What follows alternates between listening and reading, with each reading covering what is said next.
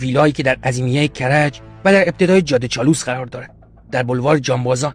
ویلایی به مساحت 5 هکتار یعنی 50,000 متر مربع که تا 6 سال پیش یک زمین متروکه بود، اما حالا به یکی از عمارت‌های خانوادگی انصاری تبدیل شده.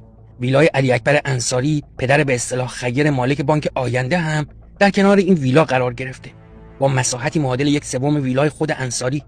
ساخت و سازهای انجام شده در این ویلا در نقشه هوایی هم قابل مشاهده است. یک دریاچه مصنوعی و یک استخر روباز در نزدیکی این ساختمان در مرکز ویلا قرار دارد که اکثریت قریب به اتفاق مصالحش از آلمان وارد شده، از جمله این آلاچیق که پول چوب وارداتیش به قیمت چند سال پیش بیش از 10 میلیارد تومان بود.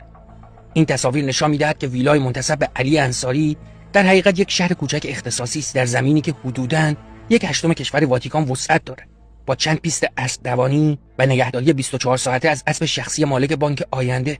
در این ویلا گلخانه‌ای 4 فصل ساخته شده که گل و گیاه و درختان کمیاب از نواحی گرمسیری تا سردسیر با دمای تنظیم شده نگهداری می‌شود. در عمارتی آنقدر بزرگ که گذرهایی پیچ در پیچ دارد با درختانی انبوه.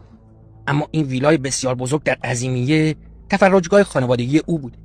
به گفته یک منبع مطلع، در جریان جنگ 12 روزه جمهوری اسلامی و اسرائیل، انصاری به اتفاق خانواده خود و همسرش به اینجا آمدند. این فیش 16 میلیون تومانی مربوط به هزینه یک وعده نهار خانواده انصاری در این ویلاست. چند زمین بازی و چندین باغ مجلل که در تصاویر ویلای منتسب به علی انصاری دیده شده، بخش کوچکی از این ملک عظیم است. در منطقه‌ای که زمین 300 متری حدود 6 میلیارد تومان قیمت دارد.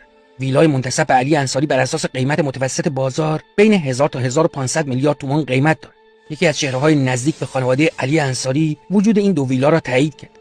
افشاگری دیگری از امپراتوری مالی و پولشویی علی انصاری، 1 ماه پیش هم شبکه بین‌المللی مبارزه با جرایم سازمان یافته و فساد OCCRP فاش کرد علی انصاری یک ویلا به ارزش 33.7 میلیون پوند در بیشاپ اونیو لندن خریداری کرد، یکی از گرانترین خیابان‌های جهان، در پوشش شرکت برچ ونچرز لیمیتد که سهامدار اصلیش خود انصاری است.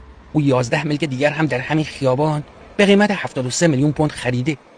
اعداد و ارقامی که نشان می‌دهد آقای انصاری حسابی آینده خودش ساخته. گفتم شما بررسی کنید پرونده ایشون همین تو بانک آینده، این بالای 90% از تسهیلاتی که دادن به اشخاص وابسته به خود. طی این سالها علی اکبر انصاری، پدر مالک بانک آینده، به عنوان فردی نیکوکار معرفی شده که به مقبره امامان شیعه در کربلا و نجف فرش اهدا کرده. 3 هفته پیش خبری منتشر شد که فرش‌های اهدایی به این اماکن به دلیل شایبه درباره منشأ فسادآلود پول‌ها جمع‌آوری شده. پس از تایید و تکذیب‌های متوالی، یک نهاد مذهبی به نام مرکز تخصصی احکام جامع در یک بیانیه اصل جمع‌آوری فرش‌ها را تایید کرد، اما خبر داد که فرش‌های قدیمی با فرش‌های جدیدی جایگزین شده که رویشان تنها نام اکبر درج شده، نه علی اکبر.